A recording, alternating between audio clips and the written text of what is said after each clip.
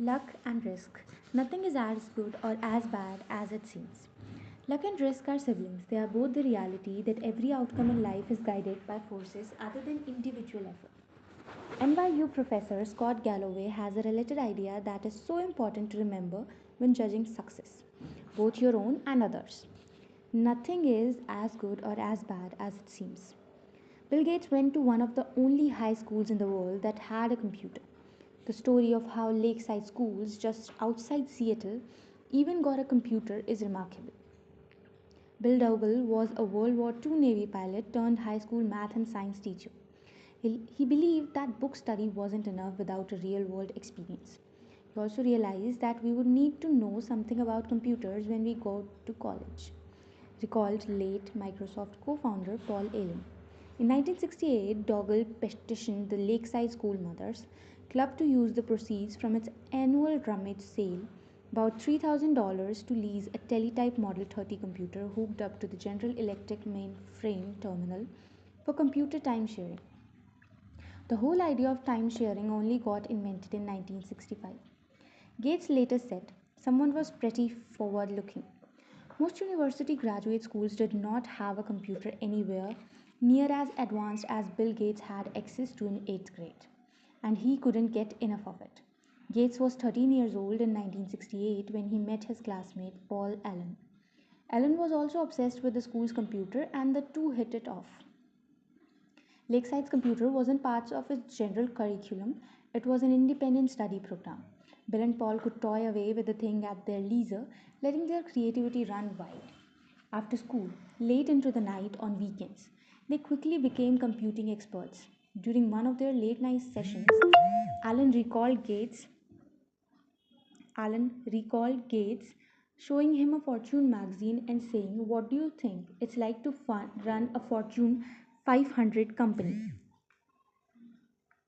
Allen said he had no idea. "Maybe we'll have our own computer company someday." Gates said Microsoft is now worth more than $1 trillion. A little quick math. In 1968, there were roughly 303 million high school aged people in the world, according to the UN. About 18 million of them lived in the United States. About 270,000 of them lived in Washington state, a little over 100,000 of them in the Seattle area, and only about 300 of them attended Lakeside School. Start with 303 million, end with 300. One in a million high school age students attended the high school that had the combination of cash and foresight to buy a computer. Bill Gates happened to be one of them. Gates is not shy about what this meant. If there had been no Lakeside, there would have been no Microsoft, he told the school's graduating class in 2005. Gates is strategically smart, even more hardworking, and as a teenager had a vision for computers that even most seasoned computers executives couldn't grasp. He also had a one in a million head start by going to school at Lakeside.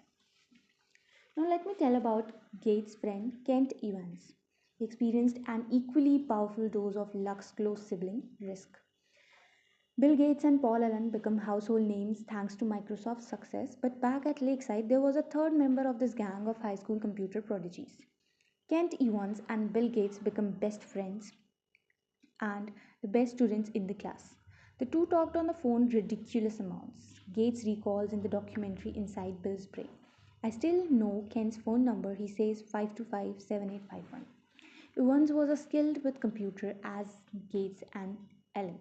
Lakeside once struggled to manually put together the school's class schedule, a maze of complexity to get hundreds of students the classes they need at times that don't conflict with other courses. The school tasked Bill and Kent, children, by any measure to build a computer program to solve the problem. It worked. And unlike Paul Allen, Kent shared Bill's business mind and endless ambition. Kent always had the big briefcase like a lawyer's briefcase, Kate recalls. "We were always scheming about what we would be doing 5 or 6 years in the future. Should we go be CEOs? What kind of impact could you have? Should we go be generals? Should we go be ambassadors?" Whatever it was, Bill and Kent knew they would do it together. After reminiscing on his friendship with Kent, Gates trails off. "We would have kept working together. I'm sure we would have gone to college together." Kent could have been a founding partner of Microsoft with Gates and Allen, but it would never happen. Ken died in a mountaineering accident before he graduated high school. Every year, there are around 3 dozen mountaineering deaths in the United States. The odds of being killed on a mountain in high school are roughly 1 in a million. Bill Gates experienced 1 in a million luck by ending up at Lakeside.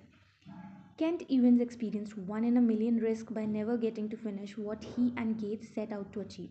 The same force, the same magnitude, working in opposite directions. Luck and risk are both the reality that every outcome in life is guided by forces other than individual effect. They are so similar that you can't believe in one without equally respecting the other. They both happen because the world is too complex to allow 100% of your action to dictate 100% of your outcomes.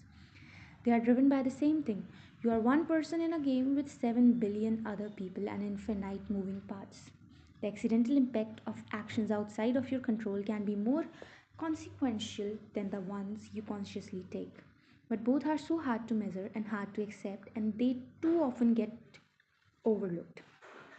For every Bill Gates, there is a Kent Evans who was just as skilled and driven, but ended up on the other side of life roulette.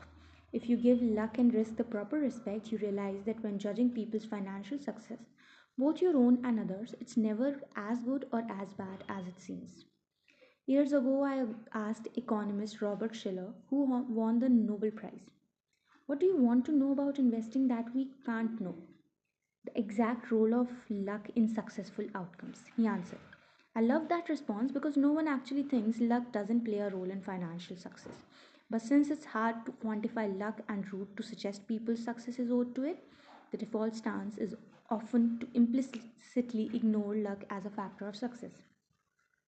If I say there are a billion investors in the world, by sheer chance, would you accept 10 of them to become billionaires predominantly of luck? You would reply, of course. But then, if I ask you to name those investors to their face, you will likely back down. When judging others, attributing success to luck makes you look jealous and mean, even if you know it exists. And when judging yourself, attributing success to luck can be too demoralizing accept. Economist Bhaskar Mazumdar has shown that incomes among brothers are more correlated than height or weight. If you are rich and tall, your brother is more likely to also be rich than he is tall. I think most of us intuitively know that this is true. The quality of your education and the doors that open for you are heavily linked to your parents' socio-economic status. But find me two rich brothers and I'll show you two men who do not think this study's finding apply to them. Failure, which can be anything from bankruptcy to not meeting our personal goals, is equally abused. Did failed business not try hard enough? Were bad investment not thought through well enough? Are wayward careers due to laziness? Sometimes, yes, of course. But how much? It's so hard to know. Everything we're pursuing has less than 100% odds of success. And risk is just what happens when you end up on the unfortunate side of that equation. Just as with luck, the story gets too hard, too messy, too complex if we try to pick apart how much of an outcome was a conscious decision versus a. Say, I buy a stock and 5 years later it's gone nowhere. It's possible that I made a bad decision by buying it in the first place. It's also possible that I made a good decision that had an 80% chance of making money. And I just happened to end up on the side of the unfortunate 20%. How do I know which is which? Did I make a mistake or did I just experience the reality of risk? It's possible to statistically measure whether some decisions were wise, but in the real world, day to day, we simply don't. It's too hard. We prefer simple stories which are easy but often devilishly misleading. After spending years around investors and business leaders, I have come to realize that someone else's failure is usually attributed to bad decisions, while your own failures are usually chalked up to the dark side of risk. When judging your failures, I am likely to prefer a clean and simple story of cause and effect because I don't know what's going on inside your head. You had a bad outcome, so it must have been caused by a bad decision, is the story that makes the most sense to me. But when judging myself, I can make up a wild narrative justifying my past decision and attributing bad outcomes to risk. The cover of Forbes magazine does not celebrate poor investors who made good decisions but happen to experience the unfortunate side of risk. But it almost certainly celebrates rich investors who made okay or even reckless decisions and happened to get lucky. Both flip the same coin that happen to land on a different side. The dangerous part of this is we all are trying to learn about what works and what doesn't with money. What investing strategies work, which one don't? What business strategies work, which ones don't? How do you get rich? How do you avoid being poor? We tend to seek out these lessons by observing success and failures and saying, do what she did, avoid what he did.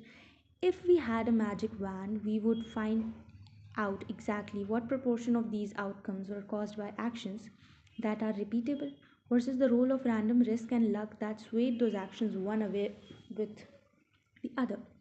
But we don't have a magic wand. We have brains that prefer easy answers without much appetite for nuance. So, identifying the traits we should emulate or avoid can be agonizingly hard. Let me tell you another story of someone who, like Bill Gates, was wildly successful, but whose success is hard to pin down as being caused by luck or skill. Cornelius Vanderbilt had just finished a series of business deals to expand his railroad empire. One of his business advisors leaned in to tell Vanderbilt that every transaction he agreed to broke the law. My God, John, said Vanderbilt, you don't suppose you can run a railroad in accordance with the statutes of the state of New York, do you? My first thought when reading this was that attitude is why he was so successful. Laws didn't accommodate railroads during Vanderbilt's stay, so he said to hell with it and went ahead anyway. Vanderbilt was wildly successful, so it's tempting to view his law flaunting, which was notorious and vital to success, as sage wisdom. The scrappy visionary let nothing get in his way. But how dangerous is that analysis? No sane person would recommend flagrant crime as an entrepreneurial trait. You can easily imagine Vanderbilt's story turning out much different. An outlaw whose young company collapsed under court order. So we have a problem here. You can praise Vanderbilt for flaunting the law with as much passion as you criticize Enron for doing the same. Perhaps one got lucky by avoiding the arm of the law while the other found itself on the side of risk. John D. Rockefeller is similar. His frequent circumventing of the law, a judge once called his company no better than a common thief, is often portrayed by historians as cunning business smart. Maybe it was, but when does the narrative shift from? You didn't let outdated laws get in the way of innovation to you committed a crime. Or how little would the story have to shift for the narrative to have turned from Rockefeller was a genius, try to learn from his success, to Rockefeller was a criminal, try to learn from his business failure? Very little. Why do I care about the law? Vanderbilt once said. Ain't I got the power? He did, and it worked, but it's easy to imagine those being the last words of a story with a very different outcome. The line between bold and reckless can be thin. When we don't give risk and luck their proper billing is often invisible. Benjamin Graham is known as the greatest investor of all time, the father of value investing and the early mentor of Warren Buffett. But the majority of Benjamin Graham's investing success was due to owning an enormous chunk of Geico stock, which by his own admission broke nearly every diversification rule that Graham itself laid out in his famous text. Where does the thin line between bold and reckless fall there? I don't know. Graham wrote about his GEICO bonanza. One lucky break or one supremely shrewd decision. Can we tell them apart? Not easily. We similarly think Mark Zuckerberg is a genius for turning down Yahoo's 2006 $1 billion offer to buy his company. He saw the future and stuck to his guns. But people criticize Yahoo with as much passion for turning down its own big buyout offer from Microsoft. Those fools should have cashed out while they could. What is the lesson for entrepreneurs here? I have no idea because risk and luck are so hard to pin down. There are so many examples of this. Countless fortunes and failures owe their outcomes to leverage. The best and worst managers drive their employee as hard as they can. The customer is always right, and customers don't know what they want, are both accepted business wisdom. The line between inspiringly bold and foolishly reckless can be a millimeter thick and only visible with hindsight. Risk and luck are doppelgangers. This is not an easy problem to solve. The difficulty in identifying what is luck, what is skill, and what is risk is one of the biggest problems we face when trying to learn about the best way to manage money. But two things can point you in a better direction. Be careful who you praise and admire. Be careful who you look down upon and wish to avoid becoming. Or just be careful when assuming that 100% of outcomes can be attributed to efforts and decisions. After my son was born, I wrote him a letter that said in part, some people are born into families that encourage education, others are against it. Some are born into flourishing economies encouraging of entrepreneurship, others are born into war and destitution. I want you to be successful and I want you to earn it, but realize that not all success is due to hard work and not all poverties are due to laziness. Keep this in mind while judging people, including yourself. Therefore, focus less on specific individual and case studies and more on broad patterns. Studying a specific person can be dangerous because we tend to study extreme examples, the billionaires, the CEOs, or the massive failures that dominate the news. And extreme examples are often the least applicable to other situations. Given their complexity, the more extreme the outcome, the less likely you can apply its lesson to your own life. Because the more likely the outcome was influenced by extreme ends of luck or risk, you will get closer to actionable takeaways by looking for broad patterns of success and failure. The more common the pattern, the more applicable it might be to your life. Trying to emulate Warren Buffett's investment success is hard because his results are so extreme that the role of luck in his lifetime performance is very likely high. And luck isn't something you can reliably emulate. But realizing, as we will see in chapter 7, that people who have control over their time tend to be happier in life is a broad and common enough observation that you can do something with. My favorite historian, Frederick Lewis Allen, spent his career depicting his life of the average median American, how they lived, how they changed, what they did for work, what they ate for dinner, etc. There are more relevant lessons to take away from this kind of broad observation than there are in studying the extreme characters that tend to dominate the news. Bill Gates once said, success is a lousy teacher. It seduces smart people into thinking they can't lose. When things are going extremely well, realize it's not as good as you think. You are not invincible. And if you acknowledge that luck brought you success, then you have to believe in luck's cousin, risk, which can turn your story into another story just as quickly. But the same is true in the other direction. Failure can be a lousy teacher too because it seduces smart people into thinking their decisions were terrible when sometimes they just reflect their unforgiving realities of risk. The trick when dealing with failure is arranging your financial life in a way that a bad investment here and a missed financial goal there won't wipe you out. So you can keep playing until the odds fall in your favor.